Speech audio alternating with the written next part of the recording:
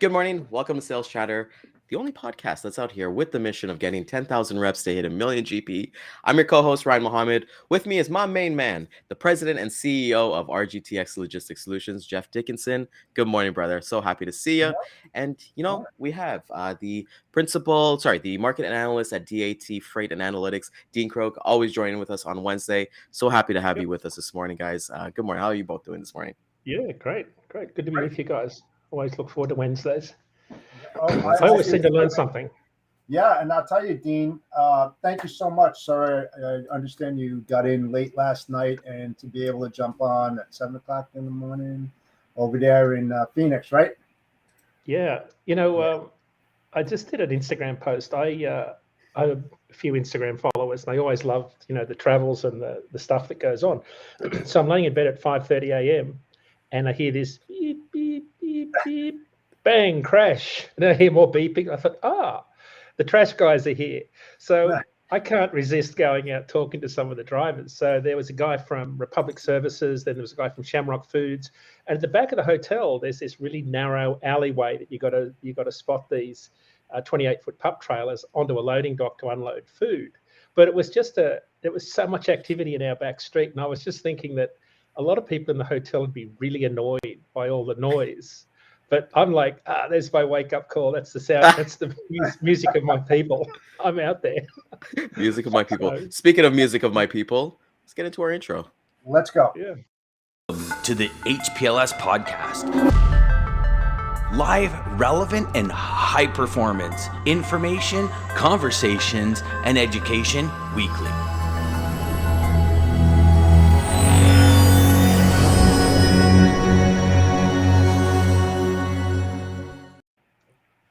I'll say good morning, Daman. So happy to see you. If anybody was able to catch yesterday's DAT IQ live show, Daman was a guest on there with Dean, and it was amazing. It was honestly great to hear about the different marketing conditions and how things change in BC and driving in British Columbia.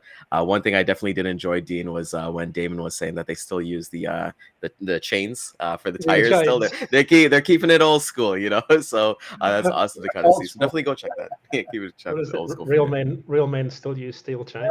At least they're not using studded snow tires. Wow. That's old school. What are the socks they put over the tire? I don't get it. Like, so if you're watching Highway Through Hell and you've got like Al Quiring coming out to tell you up the smasher, you'll guarantee it's like someone that's put something that's not a steel chain on, or none at all. I'll tell you one thing. One of the best shows I love watching is Ice Trucker, the Ice Truckers. Ice truckers or whatever, and they go over the lake. It's just amazing. I'm like, yep, my job's easy. It goes back to the 50s, right? It goes back to the 50s. They have to wait till the ice is a certain thickness and they can't travel above a certain speed. Otherwise, the bow wave out front comes back off the portage, the land. Truckers or something like that, man. I think it's on like Discovery or something like that. I know I catch, what is it? Shipping Wars, the one where they use UShip, the website, and it's like random people going with like their hot shots and they try to load up like all these like random like artifacts and things like that and get paid. It's really good. It's a really good insight and it actually opened up my eyes to UShip. I never heard about a UShip before, so it's great that we're actually getting. It's on a bucket list. It's on my bucket list, but my wife says that'll never happen in my lifetime. So it's like, I wonder why. Maybe this risk has something to do with it. She doesn't like risk at all. Whereas I'm on the other side of the spectrum. If the plane's not bouncing around with turbulence, it's not fun. Right. You look at that risk reward kind of scenario, right? Well, you look at it too, because I think Dean's wife, she has like a catering business, I believe, right? So it's like you look at that compared to, hey, do I want to go on turbulence on the plane? Oh, I understand that. She's food safe, and like if it hasn't fallen out of the plane before in 63 years, I got a good chance of surviving. So let's have it. That's how I did. And as Dean mentioned, that he made a post on Instagram. For people who don't know, the Grumpy Pete is his handle. It's a great follow. I definitely follow it all the time and get some pretty cool things. So I'll definitely be checking out the post. So boys, just real quick, Dean, fill us in. Grumpy Pete, is that because you're a grumpy old man driving a Peterbilt? So that's the myth. Well, a lot of people call me Grumpy or Pete, which is hysterical because I'm neither. I can't see that. Me either.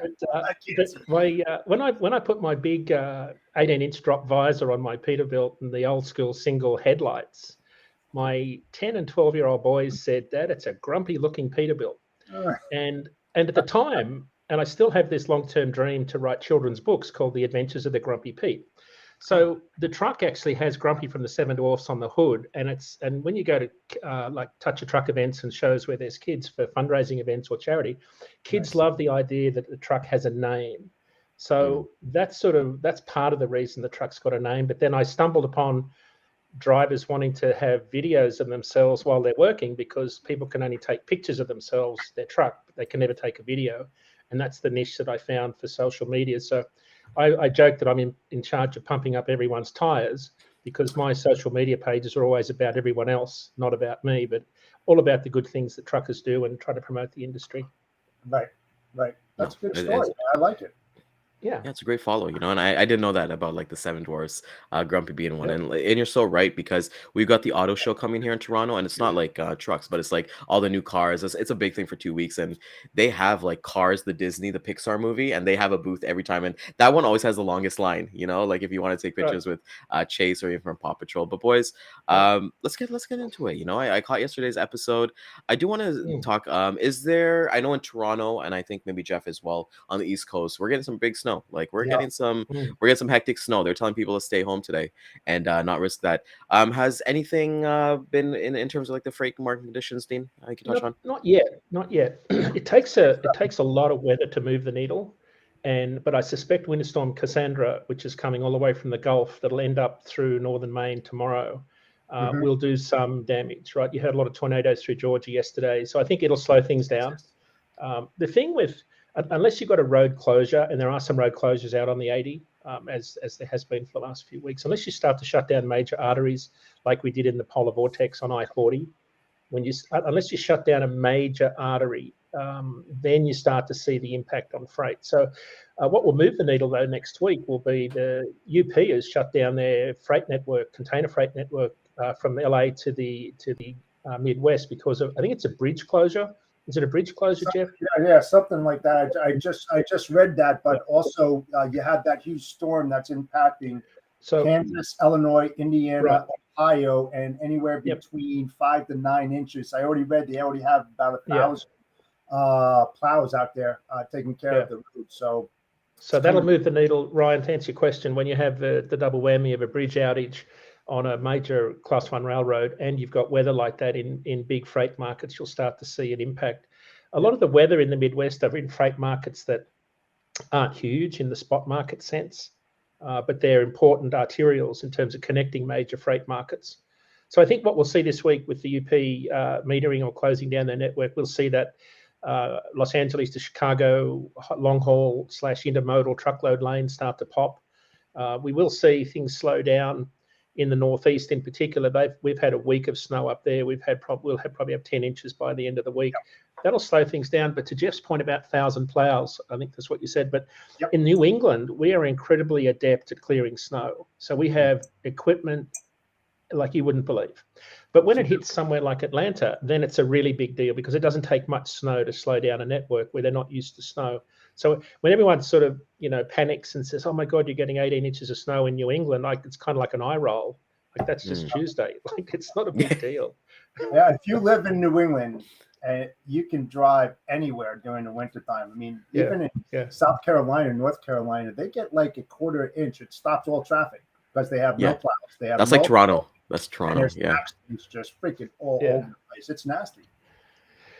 Hey, so you guys caught the show yesterday. You were talking about that, Ryan. What a great guest, Daman. Yeah, Damon's awesome. I was actually gonna text him and be like, "Hey, come on this morning," because like Damon, he has that, and I know he's watching. Obviously, he's watching things like that. He has that ability to be clear, and I like his messaging a lot, and speaking with like people on his team and things like that. And it's something that he mentioned yesterday about team service, which really opened up my eyes because I never thought about it for his thing because they do a lot of highway miles, right? And one thing he mentioned is that they're in the States more than they are in Canada.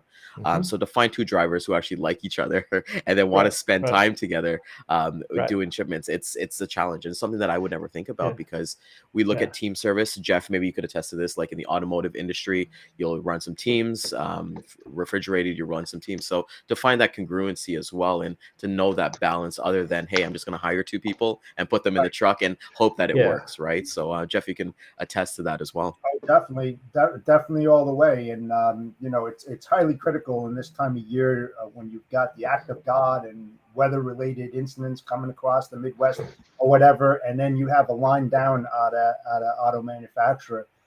That's kind of the worst scenario ever. It's like you really have to be creative and trying, because you gotta get that stuff there. There is no excuses at all.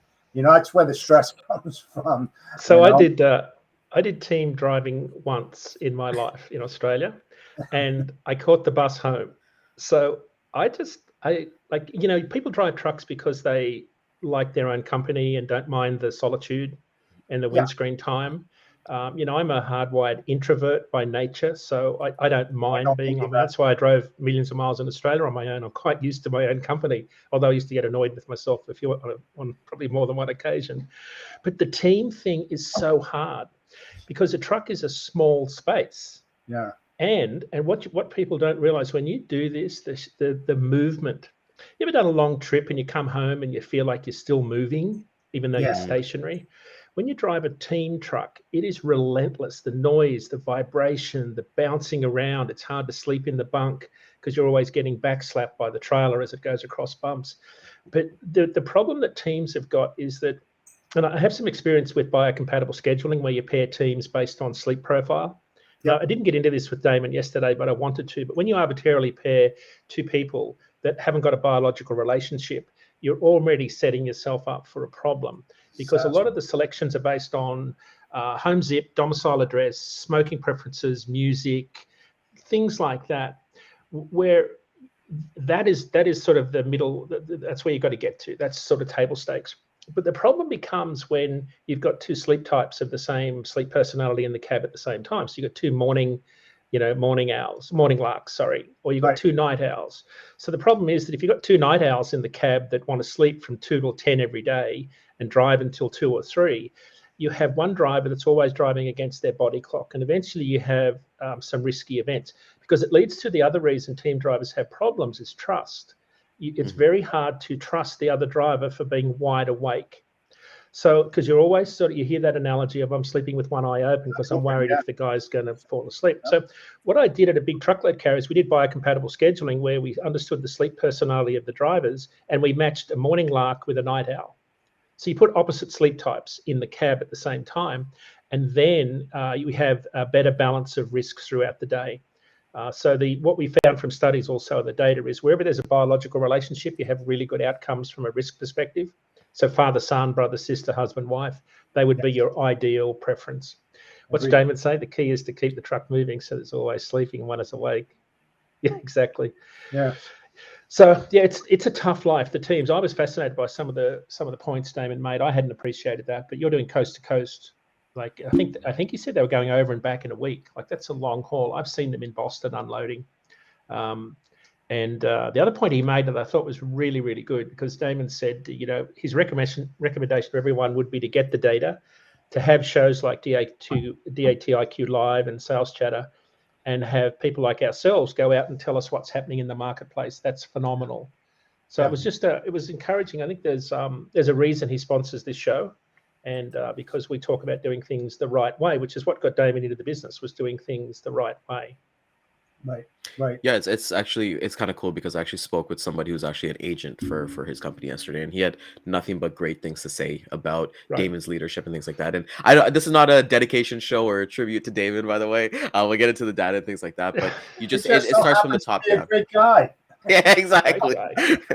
And it's awesome to kind of see, and you know, it did give me an appreciation for what you guys can do, because I know you were filling in yesterday for Ken as well. So to kind of see you both go back and forth. One thing I wanted to touch on that you talked about yesterday, that spot rates, I believe they were going down like 6% across all modes before we're kind of entering. So can you touch on that a little bit, Dean? Yeah, spot rates are, there's been a lot of conjecture in recent weeks, and I made the comment that it felt like spot rates were bottoming out. They did drop last week. I don't take too much out of last week's 6 cents per mile drop across the board. They were down about 7 cents a mile in dry van. So if we stick to dry van, they're at about $1.85 a mile. It's about 87 cents a mile lower than this time last year. Still 26 cents a mile higher than 2020, right? So that's an important data point, because if you remember, we lost a lot of capacity in 2019. Rates were dropping, and then we were still losing capacity right up until the pandemic hit in March of 2020. So our rates are still about 26 cents a mile higher than where they were in 2020, higher than 2019. But this is the quiet season, the slack season, and rates dropping last week on a short shipping week, albeit not a full-blown one, with a lot of capacity coming back into the market. I wasn't surprised to see spot rates drop. But all of our models, all of our 35-day forecast models for spot have rates bottoming out in the next 3 weeks, and that's the same across dry van, reefer, and flatbed to varying degrees. But where they're bottoming out is still relatively high compared to historical levels. So, but we are heading into a period. There's still probably, I think, maybe 5 to 10 cents a mile they could still go down depending on diesel prices and some demand indicators. But we're still not out of the woods yet in terms of this seasonal lull that happens around Lunar New Year and winter, because there's lots of other seasonal factors here from a weather perspective that drive that. And then we start to see things pick up late February, early March, which leads us into spring and all of those shipping volumes that happen there. So that's where the market is kind of at. We always said, and I think this is going back 6 months, we predicted that the market would bottom out in Q1, and it's holding true. That's the market cycle. When you look at when you look at the FMCSA data for entrants and exits, and I'll just give you the exact numbers here. We're running, I haven't got my dashboard loaded up here, but if you look at the net entrants, new entrants and reactivations minus the exits, or what they call, what's that word they use? Anyway, when you look at the spread between who's coming in and going out, getting a DOT authorization, which, for vehicles over 10,000 pounds with a DOT number, we're still losing capacity. We've been losing capacity since last October. So we'd been gaining capacity from 2014 all the way through till October last year. Obviously, we gained a lot more capacity during the pandemic. Yeah. Prior to the pandemic, we'd always add about 1,000 net new DOT numbers every month. It was really consistent going back to 14. Jumped to as high as 4,000 a month during the pandemic, net new adds. And I think a lot of that capacity is smaller box trucks and parcel trucks, liftgate trucks, final mile trucks. Can't prove that, because everyone's got to remember that the DOT numbers that come out include every truck over 10,000 pounds. It's not just truckload carriers, but it's a good proxy because we see a very strong correlation in our own network in terms of net adds and subtractions. But the important point is that we lost capacity. We started to go negative in October last year. October, November were really bad, and it's flatlined since then. We're still negative. We're still not adding capacity. We're still losing capacity, but we're losing it at a slower rate. So we've got to let a bit of time pass, another week or so of data, to see if that in fact is the bottom, as in we've lost, capacity is starting to come back in terms of net adds or subtractions. But that will also coincide with when capacity starts to tighten again. That's when spot rates will start to pick up again, and then contract rates will eventually follow that. So that's where we're at right now. We're in this quiet period ahead of spring, ahead of produce season, ahead of shipping season coming out of, across the Trans-Pacific and Southern Asia. So there's lots of, demand indicators that say this is typically the quiet season, and that's pretty much how the market's playing out. But the two data points that we've always got to remember, even though rates have dropped to $1.87 a mile, my operating costs to run a long haul truck are about $1.96. My operating costs went up 2 cents a mile this week because diesel went up 6 cents a gallon. So even though we're running about 25 cents a mile higher than where we'd normally be for week 3 of the shipping year from a spot rate perspective, everyone's operating costs are up by about the same amount. So that's sort of where we sit here in week 3 of the year. Not horrible. Like, it's not some people take the glasses half empty when they look at spot rates down, 87 cents a mile year over year. We're still coming off some pretty high comps in 2021. So that we'll still see some of these, high numbers until we get further into the year. But we're coming off a very abnormal, probably 18-month period that I tend to exclude now that we're returning to a little bit more normality. It's very interesting that you said that. But yesterday, I mean, I get opportunities for quotes like every single day. And I found this diamond in the rough, which I found very odd, and I should have wrote it down. But the lane was coming out of Missouri going Valparaiso, Illinois, I think it was. Yeah. The spot rate was $1,000 more than the contractual rate. And I was like, I had to look at that again, and I should have wrote it down. But I was like, that is like the biggest oddity that I ever saw, in a very long time. I mean, it was $1,000 more, at least $1,000 more. And that line, there was no bounce in it, Dean. It was like just a little bounce right across the board. And I was like, very interesting. It's for dry man too. How do you spell Valparaiso? Valparaiso.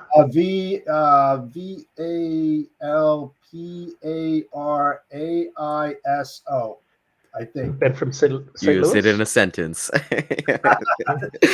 it. No, I'm not sorry.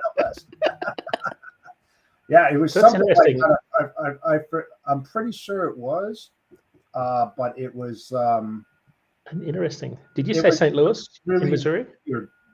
Yeah, I believe it was in Missouri. I don't know. I had like so many, and I was like, it was one of those up there, but it was a very odd one, and I should have wrote it down for today's show. So my bad. Well, it's 314 miles, Jeff. So it's probably not quite enough to do a round trip in a day when you're going into that area. If you think about it, so they're probably pricing it at a bit longer than a day. Contract rates today are at 306, including fuel. But they've been trending down all year. They were $4 a mile last year. Spot is 274. So there's only like 20 cents a mile in it. So the rates are closing. The gap is narrowing. The spread is narrowing on contract and spot. So that would tell you that if spot was so much higher yesterday, a lot of the contract carriers were rejecting that lane.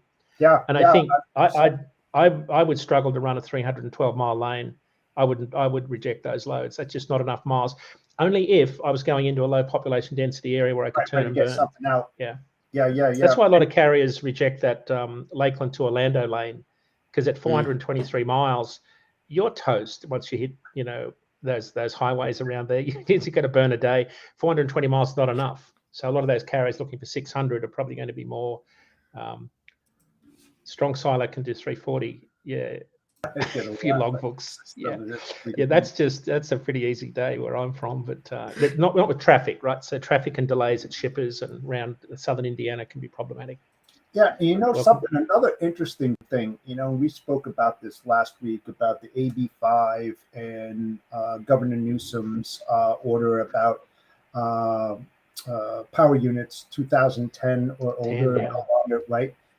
I talked to a dray carrier out in Oakland yesterday because I've got some loads coming in there. He said that he got a letter that said it was 2009. Engines. I think it's the engines. Yeah. And I was like, any updates on that? Like, I think you said it was 10% of the total or something like that. I haven't tracked it in the last week. It was a 10% decrease in capacity because of the age of the power units out there. I mean, that's a huge number. I mean, I don't know if whatever. The car people put the number at about 70,000 was one number I heard. I wrote to the car people to ask about that. Because this originally was a drayage program where it was mostly the drayage operators were in on January 1. That was extended to everybody. So that's why it kind of was flying under the radar for so long, even though that regulation was put in place. I think 2008, I could be wrong, but it was a long time ago when they brought this phase change in.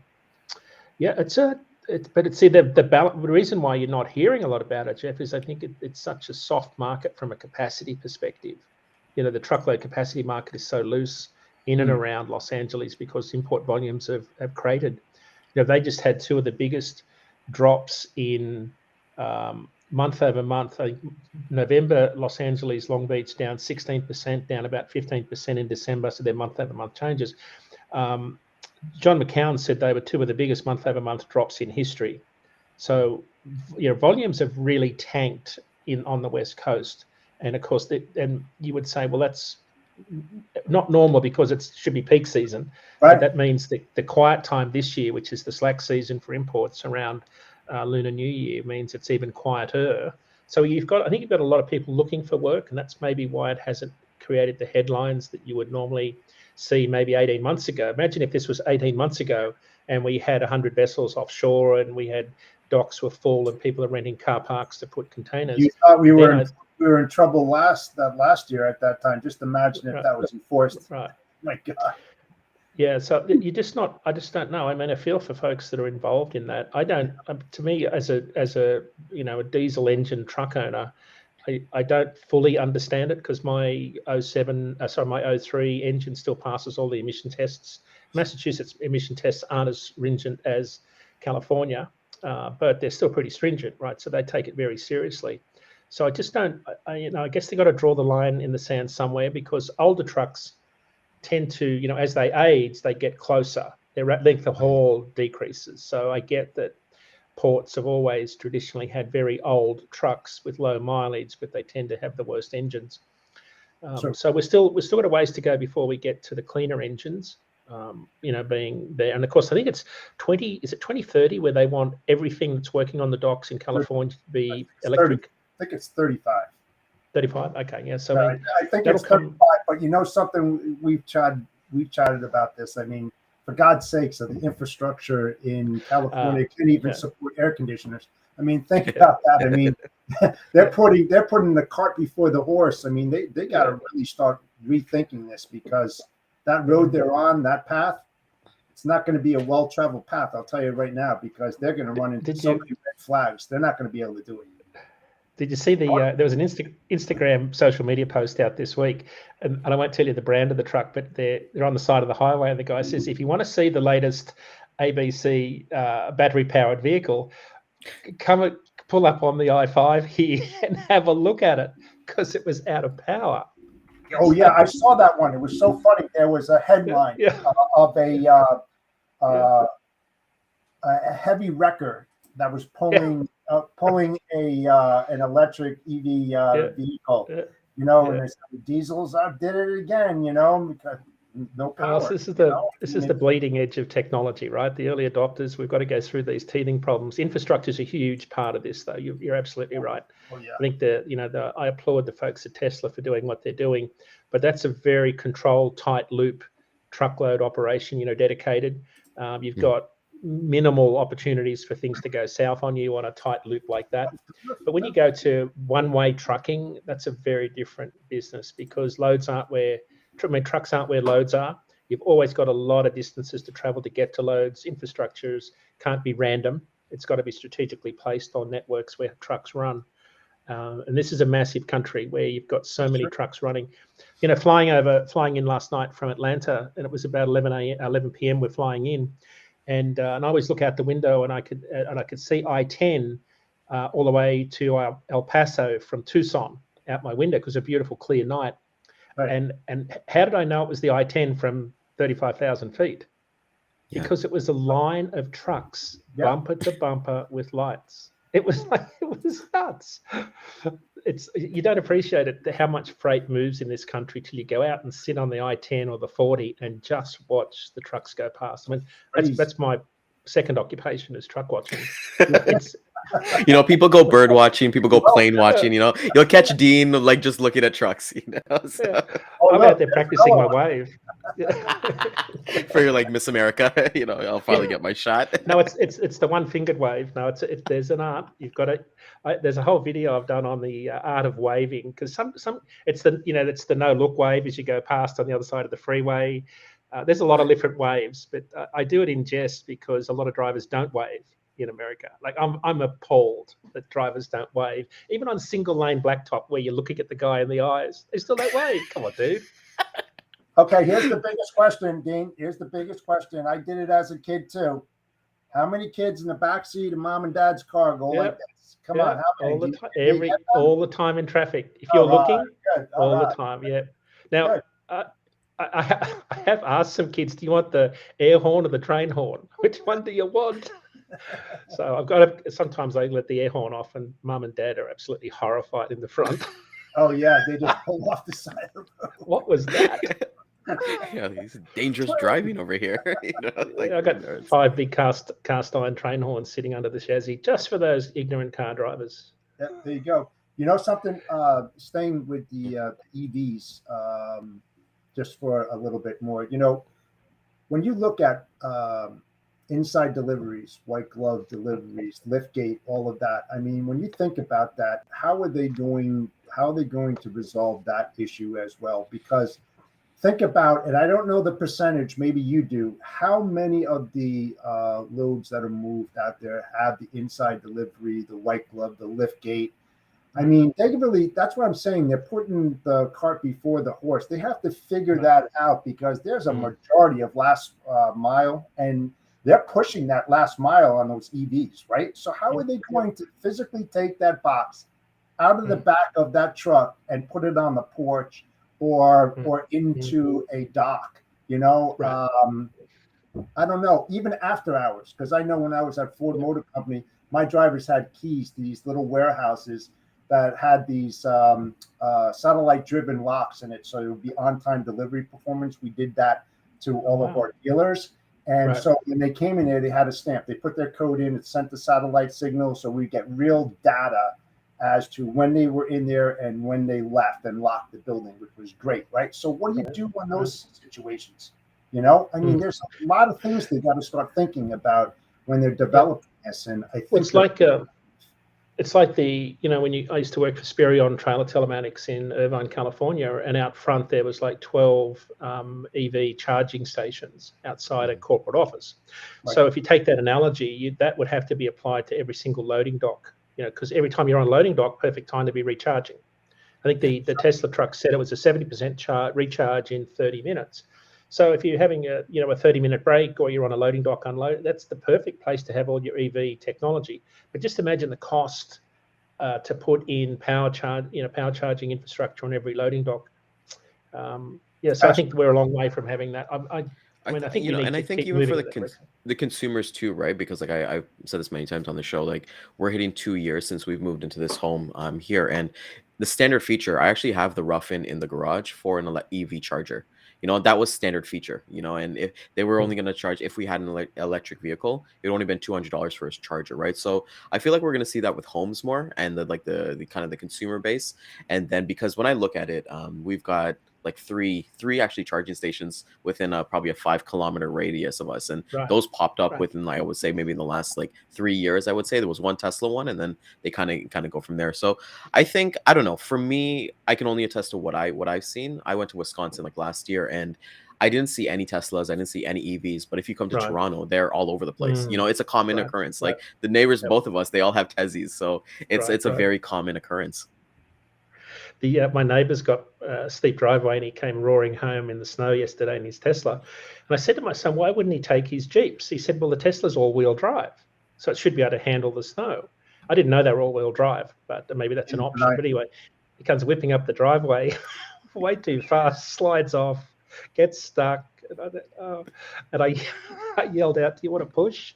And he kind of harumphed and grumbled and got out and abandoned his Tesla in the driveway.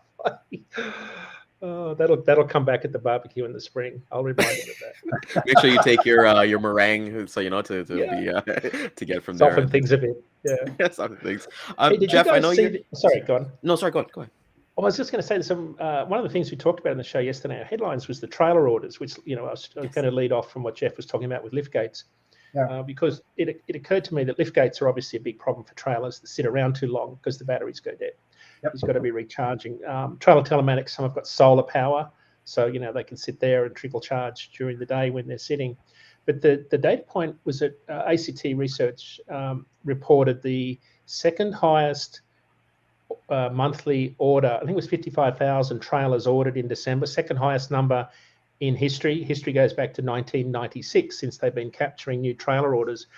Jennifer McNeely from Act Research said they're seeing very strong demands through the end of 2023 for trailers, which is, it's an interesting data point when you think about what's the demand outlook for trailers, because that's the trailing side. It's the, it's the drop and hook piece. But one of the things that I was shocked by when I was at Spirion, we studied trailer telematic data to look at utilization levels of some very large shippers. One shipper had 5,000 trailers, and so there were 3 or 4 large truckload carriers looking after the different distribution centers for this particular customer. So 5,000 trailers, a lot of money, big capex every year. But when I looked at the telematics data, because you would think, because they were looking to buy another 500 or 600 trailers in this particular year, which again was a normal. And I thought, well, why would you be, why? Like, do you not have enough? And I said, so let's look at the utilization levels of your trailers. So we had the GPS lat long of all the trailers, which geofenced every distribution center they went in and out of, and every customer, to track what I call the trailer turns, which is how many times a week does the trailer break the geofence of the shipper. So the average was 0.98 turns per week on the fleet of 5,000 trailers, 1 load per week. Now, the caveat there is that was a lot of multi-stop, out and back dedicated freight.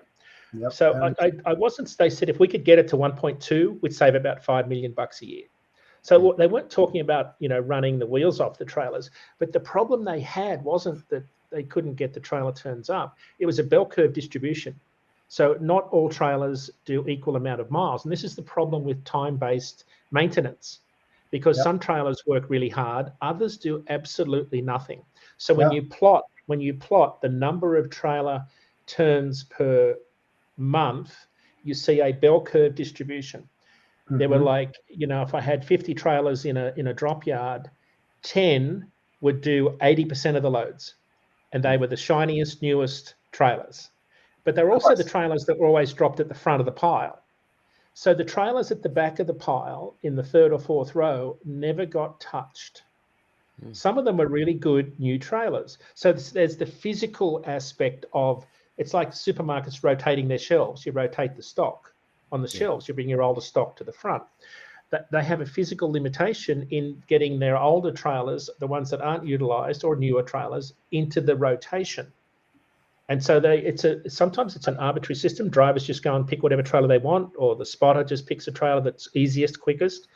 So the thing that we worked on with this particular customer is not buying more trailers. It was using the ones they had. And part of me, when I look at record numbers of trailer orders, I wonder if that still persists across trailer pools, where you've got some trailers doing all the work. Right. And something, it's the way I look at it, because I dealt with it, it's a lack of a YMS, a yard management system, that they're not putting those trailer numbers in there and getting them into a cycle. And when they have the yard horse that's out there doing the rotations, they should be doing it. They should get equal miles and get those trailers out there, because now there's cost associated with it as well. The more you use a trailer more than others, more maintenance fee, more maintenance cost. So you've got to get that into a cycle. So that tells me that, one, I don't think they have a YMS out there, because if they did, and they were able to log those trailer numbers, it's the first in, last out, not first in, first out, right? Because you want to get that rotation in, and somehow their yard's not set up into that rotation of what comes in, what just came in, a logbook, a reference or whatever. And I think that's where they're failing, definitely failing. I can tell you, Jeff, it's not just the extra maintenance on the trailers that are used more, it's the degradation of the trailers that are sitting doing nothing. Yeah. Because in states where you need probable cause to be pulled over, trailing equipment is an easy mark for a state trooper. So if you've got trailers, that's why during, brake safety week or International Road Check week, I say to people, don't worry about the truck. You've got to worry about the trailers, because trailers in trailer pools that sit around are just an easy mark, because they got lights broken, tires, worn, flat, you got mud flaps hanging off. There's all sorts of easy things. The airlines as well, the brake canisters under the back and stuff like that. I mean, they're not being used. Some of them lock up as well. So it's they got, that's the problem right there. There's a hidden bank for anybody out there, that wants to save some money. you need a YMS. I'm telling you right now, and get that cycle going, because it will save you a ton of money. Ton. You know, Daman makes a good point there, that you also need the manpower to keep those trailers inspected. My days of owning truck fleets were before telematics, where you'd go out and do your yard check every morning. You'd walk around and see what's in the yard, and you'd track down trailer numbers, and you'd look at them, and you write it on your load sheet for the day. Right. Well, that's all tracking, right? I mean, that's all. It should be easy to right. I mean, you put in trailer 1, 2, 3, 4, and you put the inspection date that's on it, and then you should be able to build that Excel file to send up red flags. So it's date specific, that's saying, hey, guess what? When that pops up, it's an expiration date. You got 3 days to get that re-inspected. This way, there's no downtime with that trailer. You can't use it. So, I mean, there's a lot of things that you can do to improve that operation, for sure. And at some fleets, it's like when they park their trailers, they have the doors open. Some have the doors closed. So, is the trailer unloaded or loaded? We had to, at Spirion, we had to build tracking technology that had a camera sensor on the back door to see, was it a pallet or dunnage, or was there actual freight inside the trailer? Because sometimes the trailer had hit the dispatch board and it says it's empty, and of course you go over there and it's still half loaded. So Damon's right. It's a massive logistical exercise to manage trailer pools. So again, in the year of hot takes, I did say last year we'll probably end up with a lot of trailers sitting around doing nothing with no freight. Mm-hmm. And at some point, when we've got record numbers of trailers, and of course, you've got to balance that with it's the end of the financial year. So a lot of people do make acquisitions for tax purposes before the end of the calendar year. But order books did open later. We're seeing a lot of trailers come into the market. And of course, some of the big fleets, the big truckload carriers on the public side are talking a lot more about drop and hook as a way to keep the driver power unit, more mobile and making money. So I get the logistics of all of that. But I think Jeff's right. A yard management system is absolutely critical for those fleets. Absolutely. That's awesome to kind of talk about there, and it's something completely out of my element because I kind of do outside of the trails. But it's good to have these discussions because we're giving value to everybody who might be going into a situation where they're looking at drop-in hooks and doing different things. And Daman brings up a point here, like it's these additional costs that you kind of look at as well, like shunting, maintenance, repairs, etc. Like it's just labor.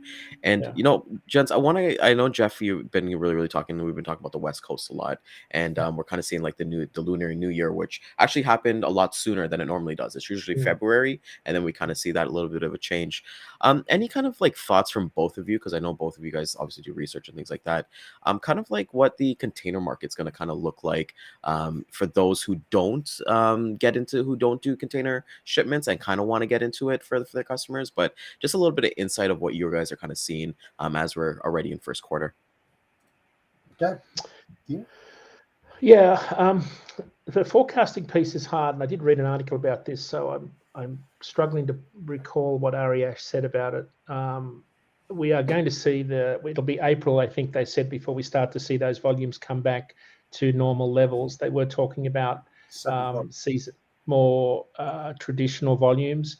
When you look at, if I can quickly pull up here, I think this will be a good way to frame this discussion. When I look at the total number of imports, they've dropped just back under 2 million for the first time since, I think it was 28 months ago, they broke through the 2 million barrier. And so they ended on the peers survey. I've just pulled up the import data, 2,064,000 TEUs on the import side. If you go back, the last time we broke through 2 million was April of 2020. And of course, since April of 2020, we were above 2 million. But if I go back and look at, so December 2019, Ryan, was 1.9 million TEU, and it was about that level way back through 18. The 2016 peak season, we only just broke through 2 million. So it wasn't really until 2017 that we started to consistently bump up over 2 million. The problem with the supply chain in recent months, recent 18 months period, was we all loved 2 million for far too long. So the answer to the question was, we are seeing the quiet season, the lull, but we won't, of course this is probably another hot take, but we won't see a reversion to those low levels that we would have typically seen back in 2019. Import volumes are going to stay higher, but the shift is going to be different. So that shift to Southeast Asia is more. There was a big headline this week on the Journal of Commerce about how Vietnam is picking up a lot more volume, deep sea. Yeah. The volume in December, here's the data point that they had, the amount of deep sea container capacity in Vietnam increased 20% year over year in December as customers move away from China to Southeast Asia for alternate or different or additional redundancy in their supply chains. And why that's important is when you start to go to Southeast Asia, it brings the Suez Canal into play for freight to the East Coast, as opposed to the West Coast and Panama Canal. So that's for people thinking about trucking and logistics and where assets need to be placed. That's why when we had Larry Gross on our show last week, he said that he thinks a lot more of the freight volume that's shifted to the East Coast will stick because people are moving more volume to the East Coast from Southeast Asia. It's crazy. And as one of the countries, like I kind of personally pay attention to is Apple, right? And Apple kind of just re-released like their new their new chips, the M2 chips, and their new MacBooks, and basically their whole line. They usually kind of do this usually in the summer, springtime, but for them to kind of do that, especially going away from the M1 and kind of be built from there. Guys, you guys live in America, and I see the memes, and it doesn't affect us here in Canada, but I do want to ask you both, what's going on with eggs in the US right now? It feels like I see all the memes, I see everything, but is there something that's going, like everybody's saying that you got to take a second mortgage for it? We're not seeing it. Eggs has been the same price here in Canada, maybe because we are sort of there, but what's going on? Avian flu was a story that was, we covered this in the Thanksgiving lead up where they'd had to cull, tens of millions of birds because of avian flu, the bird flu last year. Like 20 million. That affected too.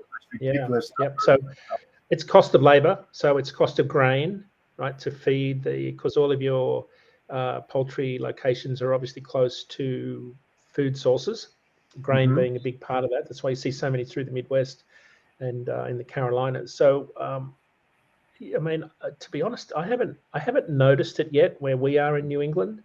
I mean, prices are high for everything, so maybe it just high prices of eggs gets washed away with all the other high prices we pay for food and groceries.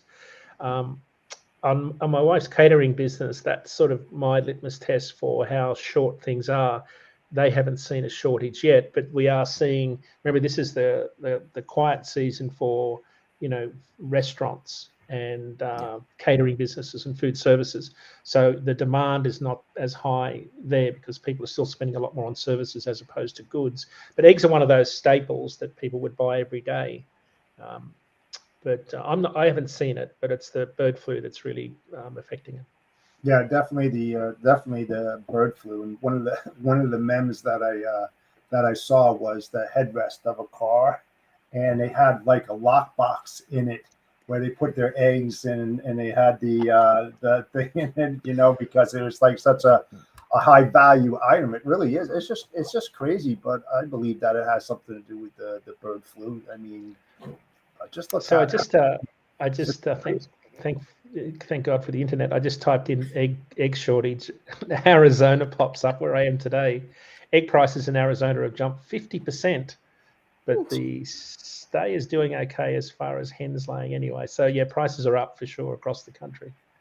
Yeah, it's crazy. It's crazy that everybody thinks about, because it's always it's always been like a cheap protein source, right? Like everybody who's who's trying to eat healthy and things like that has always been different from there. So it's good because I see the memes all over the place. So I'm like, hey, what's going on? Because we went to the grocery, but another test, and I don't know if it's the big R word that's coming up, Dean, but are you both familiar with Instacart? It's basically you order groceries online, somebody comes and delivers it to your house. So somebody actually goes and privately shops you. So. For me, what I've kind of noticed too is that I just have the app as a purchaser and things like that. And every time I've kind of gone on the app, there's no drivers available, and that's just a testament. Like people are either ordering, they're not ordering in store, or they're just going in person. But it's just, you kind of look at those things and you're like, okay, well, people are looking at discretionary. I think Blue Monday was last Monday, where it's like the saddest day of the year. Everyone got their credit card bills from Christmas and things like that. But with that being said, I think discretionary discretionary spending is definitely on the down. I don't see we go to take. I can't remember the last time we went to an actual restaurant. We do kind of a takeout, we cook at home and things like that, but it's not a price thing. It's just that I don't know. It's like, do we want to go to a restaurant anymore? Like, is that something that Right. it really enthuses us? Right. And you know, Right. when we can make Right. the same thing at home. But when does that be an impact into like, the supply chain, if it does at all? Go ahead, Dean. I missed the question. I was going to say it's funny and sad. We have a pizza parlor not so far away from here, and the owner actually delivered the pizza, and I was like, "Where's the drivers?" You know, and he's like, "I can't find drivers at all." You know, it's just like it's ironic. I mean, when we grew up, I mean, a lot of people used to go and deliver pizzas and stuff like that. Now it's like a hard commodity to find. You can't. Nobody wants to do that kind of stuff. I don't know why. That's Funny enough, Jeff, I love this can of worms you're doing because I was on Indeed. I think Indeed is in the States. I'm not too sure, but Indeed is where you go and find jobs and stuff like that, right? Yeah. It's funny to me. People post jobs, like companies post jobs, and you'll honestly see like the lowest I've seen, like between 200 to 300 people have applied for like these entry jobs. So like I'm not seeing the correlation. You know, everyone's applying, everybody wants to work, but then you hear the other side of it. Maybe it's like the owner wanting to keep costs lean because there's a bubble tea spot right across the street from us, and I've spoken with the owner. Every time I go in, it's always the owner, and he's like, "Yeah, it's just me and one other person because I just want to. If I want a franchise, he said, if I want to get a second or third franchise, I got to keep these costs down because it just doesn't make sense for me to hire a high school kid who might only be here for like 3 to 6 months and then they leave and they kind of go through that as well. But it's crazy to see that because like I noticed that this week on Indeed, like I was like, hey, let's look at some side hustles, and then I was like, oh my god, like 300 400 people are applying for these jobs, and I'm like, whoa, like how am I going to stand out? You know what's really interesting, and you probably read it as well. I'm not going to name the company, but they fired thousands of people, and then you see Indeed and out there that they're hiring people. Like, why don't you just keep the key individuals or some of them in their roles instead of releasing them and then put an ad out to hire people?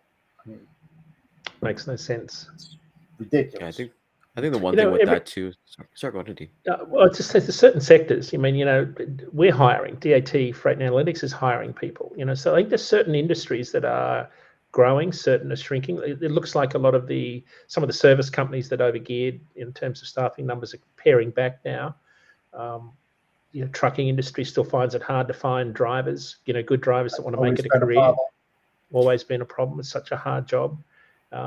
You know, I was at a conference and there was a guest in front of me and she was berating the staff and I said to the staff, I said, you must hate it when people are rude like that for no reason. You know, it was such a minor thing. She said that's why it's hard to find staff in the service industry because people are generally so rude. And of course, you see it all on social media, right? At airlines, and I think this is sort of they call them Karens. Hangover. You know? Yeah, it's the hangover effect from the pandemic, where people sort of went to their respective corners, and I don't know. Everybody's come out of their corners yet and started to be nice to people. You see a little bit of it. You know, it'd be nice if they did that. Yeah, I see it on. You know, when you travel tends to bring out the worst in people. That's not a news story, but during the pandemic, it was, you know, you were isolated, you know, pretty much you never really talked to anybody. But I still see a little bit of that with the service industry. But this young lady said this is why it's hard to find people in the industry because people are so vile to us. And I thought, well, that's one reason you're going to find it hard to work in an industry like that. Well, I always say this too, like, and Jeff, you could attest to this too. When the pandemic happened, a lot of people, they were forced out of work, like in the service industry, right? They had to stay at home. And a lot of people, they said, hey, I'm going to do a side hustle. I'm going to start a cake business. I'm going to start a catering business. I'm going to be my own boss. And, you know, and that's what we're seeing. Like, you know, as Jeff was kind of saying, people like the story that Jeff just told of a company laying off thousands of people, it's not an isolated incident. It's almost every tech company out there that's doing that, right? And, you know, you kind of look to, if you go on TikTok, I'm not sure if you guys are big on TikTok, but like my TikTok feed is like side hustles. It's how to have 3 work from home jobs at the same time. It's like, there's all these different things to kind of, not necessarily scan system, but to kind of like build it up better. And I think when it comes to trucking, it's, our industry, as Jeff kind of said, there's always been a shortage, right? And as you guys were talking, I was reading an article because when do you guys think that trucking, if it hasn't already, might become mainstream, like might become viral, might become the next cool thing to do? Do you guys ever see that? you know what? I'll answer this really quickly. And it's always been a question for decades. You ask a driver, would your son or daughter like to be a truck driver? You already know the answer. That's the problem. Nobody wants to fill that seat.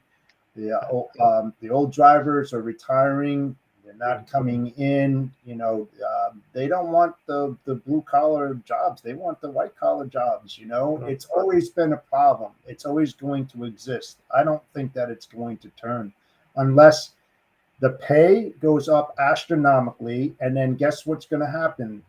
The shipper's going to pay for it, and us being not just in logistics, but as a consumer, are also going to pay it on the backside as well. The question is, do we want to pay more, to support the logistics industry and these drivers who basically give us everything that are on our table? I mean, we can't live without them. It's just a shame that, people out there don't realize that and treat drivers the way they do. I just shake my head every single day when I see it and hear it. It's just crazy. I don't get it.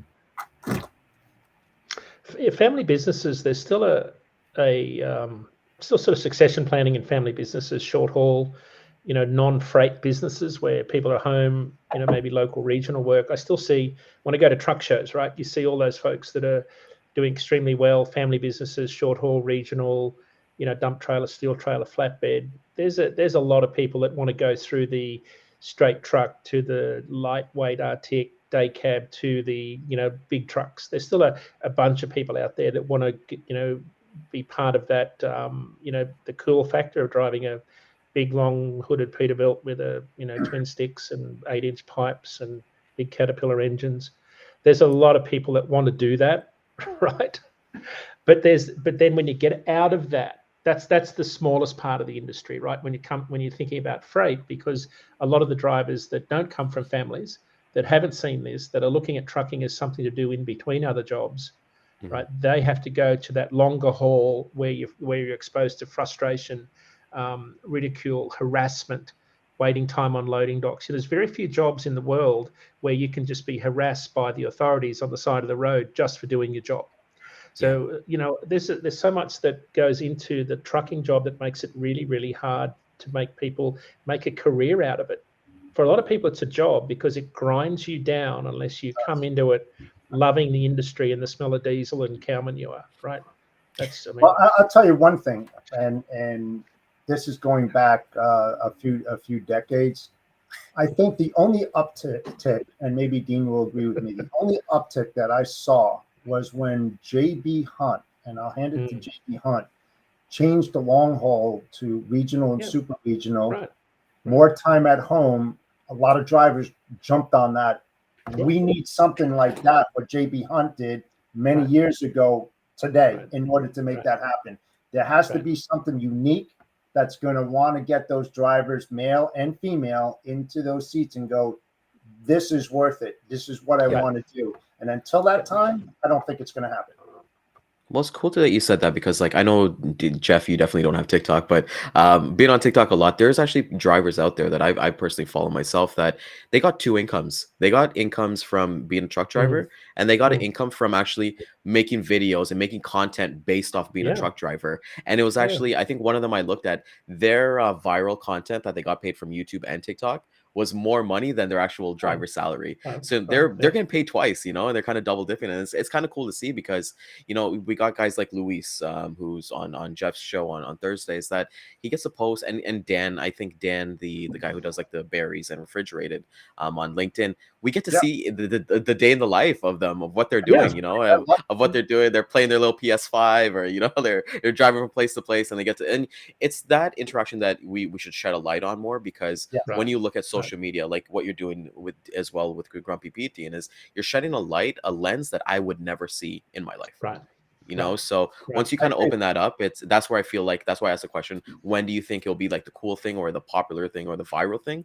I think as long as we keep just putting those lenses on it, that's what's going to come. And people are for Jeff's question, ask your kids, ask somebody's kids, hey, would they ever want to be a truck driver? I say give it another 5 years and people want to say yes. I think and so. You know something with that, Brian, just real quick. Yep. I think what that shows is passion, this non-passion whatsoever. When you see a driver that has a clean rig that you can see that they love that job, compared to a driver that their cab is completely whatever, they don't even wash their truck. It's like, why the hell are you in this business? I mean, you know, those are the big differentiators right there. Dan, Louise, you can see it, and those kind of pictures are what drives people want to be a truck driver. They're like, wow, this looks like a home that I could live in, you know, because they take care of their equipment and they love what they do. That's the big differentiator right there. Yeah, it's awesome. So I know we're coming up on time. Dean, you are in Phoenix, I believe. You are in Arizona. Phoenix. I'll be out at the famous Triple T truck stop this morning, talking to some truck drivers on the I-10. Famous, one of the oldest, biggest privately owned truck stops in the country. Still, it's talking with social media, Ryan. A lot of guys that run east-west, if they don't do it regularly, this is one of those places you always pull up at under the Triple T sign and take a picture. It's one of those truck stops that's famous for that. So I'll be there and up at OTR Solutions in Phoenix today, and back for the Great West Casualty Company Conference here in Tucson on Friday, talking about how you use data to manage risk in trucking, as well as a freight market update. Very nice. Awesome. I can't wait to see your pictures there, Dean. Yeah, I was just gonna say you need to take the selfie and send it to us or post on LinkedIn, or then we got to see this famous truck stop and things like that. And you know, Jeff, I was kind of leave you here. Any final thoughts quickly about our day today? No, I think it was very informative. Thank you so much, Dean, for joining us and spending an extra half an hour with us. I know your time is limited, so thank you so much. Look forward to seeing you next week, and have a great rest of your week. We should give a shout out to Nerf. He's on fire today in the comments. Yeah, he's actually on tomorrow. He's with us tomorrow. So yeah, he's gonna be on our show. So definitely tune in tomorroall. Nerf will be joining us. We'll actually be talking about booking your first load. Yeah, he's the guy. Tomorrow. Yeah, see, so we're kind of go from there. So want to thank everybody for coming out today. We'll see everybody again at the 12 and 3 p.m. Eastern time as we hit our replays on LinkedIn, Facebook, YouTube, and Twitter. Like we said, it's always amazing to have Dean with us, giving us that knowledge and taking nuggets back to your customers, right? And being a better solution provider. And with that being said, as we segue, we've got Nerf joining us tomorrow morning at 9 a.m. Eastern. We're going to be live on all social channels, and we're going to be talking and having a lot of fun. So with that, guys, we'll see everyone tomorrow. Be safe. If you've got so many snow coming out to you, I know in Toronto here, we got about 10 to 12 inches coming our way. So be safe to everybody, and we'll see you guys tomorrow. Have a great day. See ya.